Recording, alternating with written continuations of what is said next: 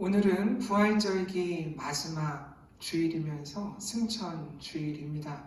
다음 주가 성령 강림절입니다.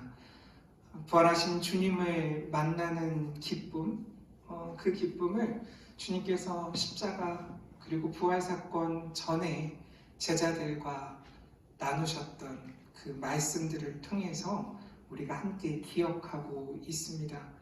오늘 말씀도 예수님께서 제자들에게 마지막으로 하신 그 말씀들 중에 일부고요. 특히 세상에 남겨질 제자들을 위한 예수님의 기도이죠. 오늘 본문 다음 부분이죠. 20절부터면 지금 그 눈앞에 있는 제자들 뿐만 아니라 다른 이들을 위한 기도도 함께 하시는데 결국 우리를 위한 예수님의 기도입니다. 오늘 말씀이 조금 길어서 이 부분들을 구분해서 함께 은혜 나누려고 하는데 6절에서 8절 그리고 9절부터 말씀을 나누어서 함께 살피려고 합니다. 6절에서 8절은 우선 우리가 누구인지를 예수님께서 알려주고 계시고요. 그리고 9절부터 19절까지는 이 땅에 남겨질 우리를 위한 예수님의 간절한 기도가 담겨져 있죠. 먼저 6절에서 8절 우리가 함께 나눠볼 텐데 하나님과 예수 그리스도의 관계를 통해 우리가 누구인지 예수님께서 알려주고 계십니다. 한마디로 이야기하면 우리는 아버지의 것이다 라고 이야기하고 있죠. 독특한 점은 하나님의 것이 아닌 아버지의 것이다 라고 이야기하는 거예요. 하나님이 아닌 새로운 관계의 이름인 아버지라는 그 부를 수 있는 자격을 우리에게 허락하시는 거죠. 이렇게 우리가 예수님처럼 하나님을 아버지라 부를 수 있다는 것, 그것 자체가 큰 은혜인 것이죠. 그렇게 하나님을 아버지라 부를 수 있는 방법을 또 예수님께서 3가지 알려주고 계세요. 그것은 6절 아버지의 말씀을 지키는 것이라고 이야기하세요. 말씀을 듣고 지키는 것, 그것이 우리가 하나님을 아버지라 하나님의 자녀로 우리가 살아갈 수 있는 그 방법이라는 것이죠.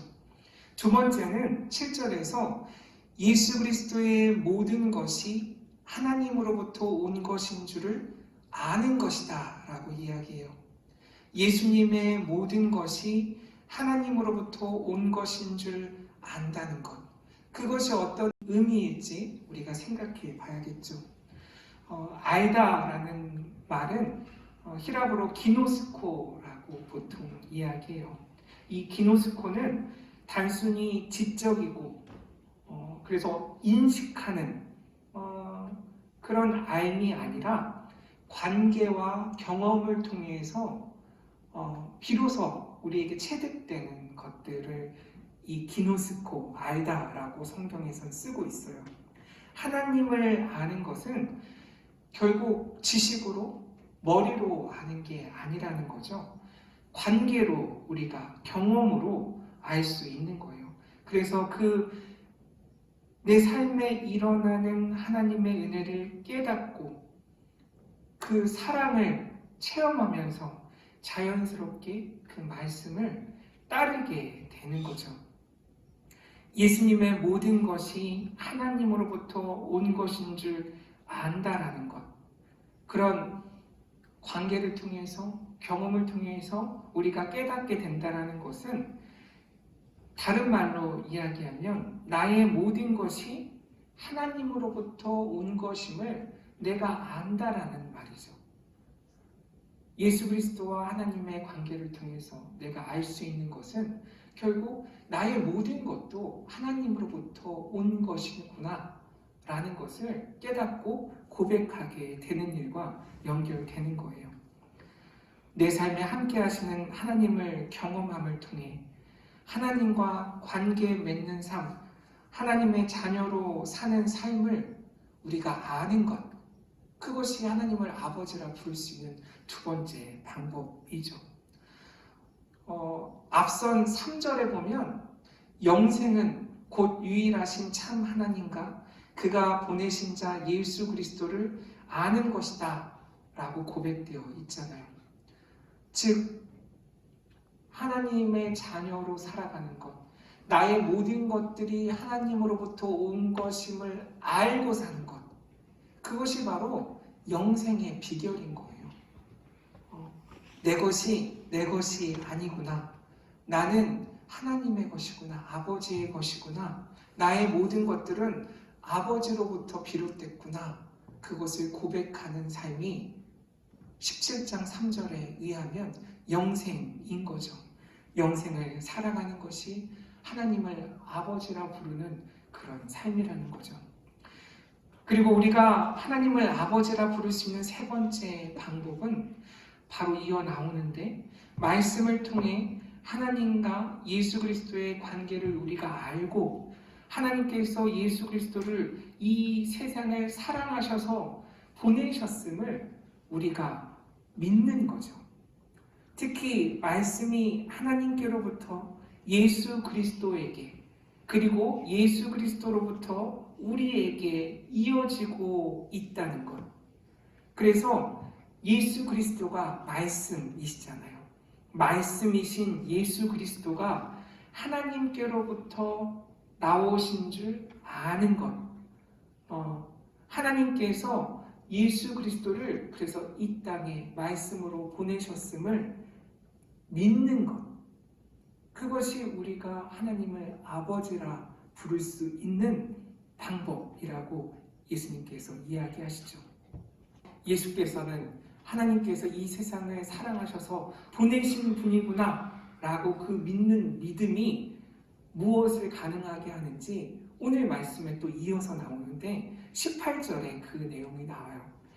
아버지께서 나를 세상에 보내신 것 같이 나도 그들을 세상에 보내었고 라는 말씀이에요. 이 말씀과 연결이 되죠. 즉 하나님께서 세상을 사랑하셔서 예수 그리스도를 보내셨듯이 나도 이 세상에 보내심을 받은 자라는 그것을 믿는가, 그것을 믿고 살아가는가, 그것이 하나님을 아버지로, 하나님의 자녀로, 그리고 예수 그리스도의 제자로 이 땅을 살아가는 우리의 정체성이라는 것을 6절에서 8절을 통해 예수께서 말씀하고 계시는 거예요. 사실 이 세 가지, 지키는 것, 아는 것, 믿는 것은 연결되어 있는 거죠. 제자들이 아버지의 말씀을 지킨 것과 그들이 예수님을 통해 나타난 하나님의 계시를 아는 것과 또한 그들이 예수님의 기원을 알고 믿는 것은 어느 한 것이 먼저 일어나는 것이 아니라 동시에 일어나는 현상인 거죠. 우리가 하나님과의 새로운 관계, 즉 하나님의 자녀로, 하나님을 아버지로 부르며 이 세상을 살아가는 방법이 지키고 알고 믿는 것을 통해 가능하다라는 것. 이것이 바로 예수 그리스도의 제자가 되는 법이고 하나님의 자녀로 이 땅을 살아가는 방법이라는 것을 아주 명확하게 예수님께서 우리에게 알려주고 계세요. 그리고 기도가 등장하죠.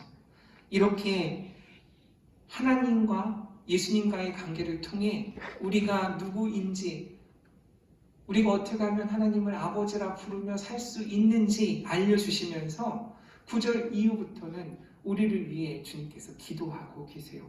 그 간절한 기도의 내용은 무엇인지 다시 살펴보려고 하는데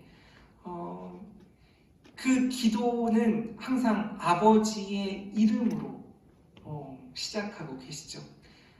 여전히 하나님과의 새로운 관계, 자녀의 관계를 맺은 사람들, 예수 그리스도의 제자가 된 사람들, 그들을 위해 기도하고 계시는 거예요. 그리고 그 기도의 가장 큰 맥락은 11절, 12절, 그리고 15절, 악에 빠지지 않게 라는 그 단서가 붙는 그 부분까지 합쳐서 세상에서 우리를 보전하기 위해 예수님께서 기도하고 계신 내용이에요. 먼저 아버지의 이름이 과연 무엇일까라는 생각을 해보게 됐어요. 성서에서 이 이름을 오누마라고 히라보로 이야기하는데, 이 이름은 존재의 특성이에요. 능력이고 속성이고 성품이에요. 그리고 메시지 성경에 보면은 이 하나님의 이름을 생명이라고 번역했어요. 하나님께서 예수 그리스도에게 주신 그 생명, 그 생명을 우리가 살아가고 있다는 의미로 신앙의 해석을 했더라고요. 그래서 이 이름은 어떤 사람의 인격, 그리고 정체성, 평판, 명성 등을 드러내잖아요. 예수의 이름을 믿는 것, 그것이 그래서 우리에게 중요한 거예요. 요한복음 1장 12절 보면 영접하는 자, 곧 그 이름을 믿는 자들에게는 하나님의 자녀가 되는 권세를 주셨으니 라고 되어 있죠. 결국 하나님의 이름을 안다는 것은 하나님이 어떤 분이신지 안다는 거예요. 근데 하나님의 이름이라고 예수께서 말씀하시지 않고 아버지의 이름이라고 이야기하고 계시잖아요. 이미 우리는 하나님과 특별한 관계 속에 거하는 자녀로서의 삶을 사는 사람들이고, 그래서 우리 아버지가 어떤 분이신지 안다라는 뜻이죠.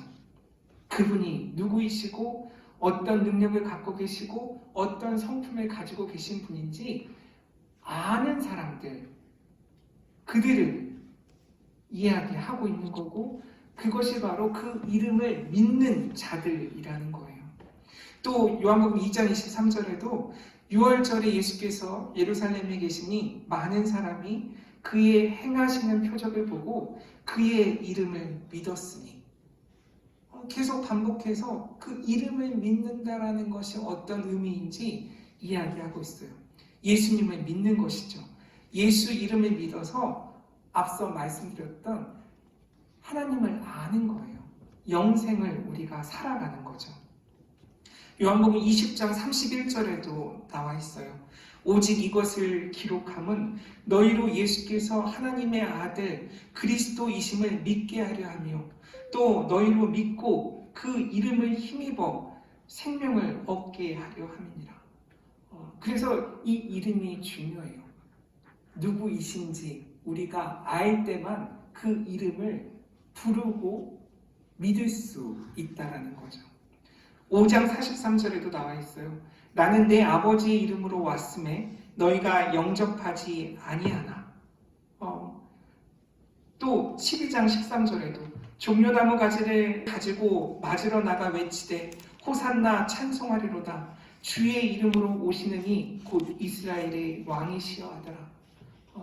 이 예수 그리스도의 이름을 믿는 것, 아버지의 이름을 우리가 믿는 것, 그것이 바로 하나님의 자녀 그리고 예수 그리스도의 제자로서의 삶에 가장 중요하다는 거죠. 그래서 아까 말씀드린 아는 것과 이 이름이 연결되어 있죠. 영생이 유일하신 참 하나님과 그가 보내신 자 예수 그리스도를 아는 것이기 때문에 그 이름을 아는 것이 영생, 생명인 것이고, 따라서 아버지의 이름, 그 이름은 우리에게 생명이라는 것을 이야기합니다. 아버지의 이름을 통해서 첫 번째로 우리에게 원하시는 것, 그것은 하나 되는 것이죠. 연합하는 것이에요. 지난 성서 본문들을 통해 보면 서로 사랑하라는 것이죠. 하나님과 예수 그리스도 그리고 성령님의 관계를 통해 우리가 알아야 하는 것이 바로 하나 되는 것이에요. 또 다른 방법이 등장하는데, 그것은 지난주 말씀과 같이 주님의 기쁨이 하나님의 자녀로 예수 그리스도의 제자로 이 세상을 살아가는 사람들 안에 충만하는 것이에요. 첫 번째는 연합하는 것이고, 두 번째는 주님의 기쁨이 내 안에 충만한 것이죠. 지난주 말씀 기억해 보면 기쁨은 주님의 것이에요. 하나님께서 주시는 은혜의 선물이었죠. 그리고 그 기쁨은 함께 나누는 특성을 갖고 있고, 그리고 그 기쁨을 갖고 있으면 지금을 넘어서서 앞으로를 살아갈 수 있는 힘이 된다고 말씀드렸어요. 결국 예수님께서 기도하신 이유는 이 세상에 남겨질 제자들 그리고 하나님의 자녀들이 이 세상 가운데서 아버지의 이름으로 그 생명으로 보존되게 하기 위해 기도하신 것인데, 그 보존되는 방식이 두 가지라고 이야기하는 것 같았어요. 제게는 첫 번째는 연합하라, 두 번째는 기뻐하라 예요. 이게 좀 아이러니한데 사실은 다시 말씀드리겠지만 우리는 세상에 이때 세상에 속하지 않은 존재처럼 살아가라고 말씀하고 계시는 거거든요. 이 서로 연합하고 주님이 주시는 기쁨으로 충만한 삶이 세상과 구별될 수 있는 방법이라는 거예요. 근데 말씀 때문에 세상에서 핍박당한다고 이야기하고 계세요. 왜냐면 말씀대로 살아가면 구별될 수밖에 없어서. 근데 그 세상 속에서 보존되는 방법은 그럼에도 불구하고 서로 사랑하고 기뻐하는 것, 그 두 가지라고 이야기하고 계시는 거죠. 결국 오늘 말씀 속에서 아버지의 이름으로 세상 속에서 보존된다라는 것은 진리로 거룩하게 된다라는 의미더라고요. 거룩이라는 말 하기야조라고 하는데 성스러운 영역으로 구별하다라는 뜻도 있고 하나님께 나아가는데 방해되는 요소를 제거한다라는 뜻이에요. 그래서 깨끗하게 정결하게 구별되는 것, 헌신하는 의미를 갖고 있는 거죠. 따라서 거룩하게 되는 방법 17절에서 진리 가운데 거하는 것이죠. 진리는 아버지의 말씀이고 말씀으로 우리는 세상과 구별된다고 예수께서 말씀하세요. 오늘 말씀에 따르면 지키고 알고 믿어서 하나 되고 그리고 기뻐하는 삶을 사는 것, 그것이 세상 가운데서 구별되어 살아가는 방법이라는 거죠. 그리고 우리는 왜 이렇게 거룩한 삶, 구별된 삶을 살아야 하는가에 대한 그 이유는 바로 18절에서 찾을 수 있는 거예요. 아버지께서 나를 세상에 보내신 것 같이 나도 그들을 세상에 보내셨기 때문에 우리를 하나님께서 세상에 파송하셨기 때문에 우리는 연합하고 우리는 기뻐함으로 그 말씀을 통해 구별된 삶을 살아야 된다는 거죠. 그래서 예수 그리스도께서 몸소 서로 사랑함을 보이셨고 하나 되셨고 기뻐하셨다고 19절에 말씀하고 계시잖아요. 그들을 위하여 내가 나를 거룩하게 했다라고 주님께서 고백하세요. 말씀이신 예수님이 진리의 성령을 주실 때 제자들은 거룩하게 되어서 세상으로 파송된다라는 것을 미리 성령 강림절 전에 예수께서 밝히고 계시는 거죠. 오늘 말씀을 묵상하면서 우리도 한번 예수님처럼 해봐야겠다라는 부분이 떠올랐어요. 그것은 예수님이 기도하시는 부분이에요. 내가 그들을 위하여 비옵나니. 그 말씀하시는 그 기도의 내용이 세상으로부터 보존되는 것, 그 보존을 위해서 우리가 연합하고 그리고 기뻐하는 것, 그리고 그것은 말씀을 통해서 우리가 가능해진다라는 거죠.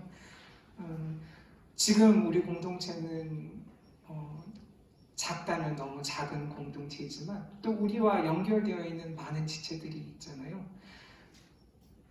우리도 예수님처럼 내가 그들을 위하여 기도하는 그 기도를 이번 한 주간 해보면 어떨까? 저와 여러분에게 제안 드려 보는 거예요. 그래서 이번 한 주 동안은 이 그들은 제가 아까 다르겠죠.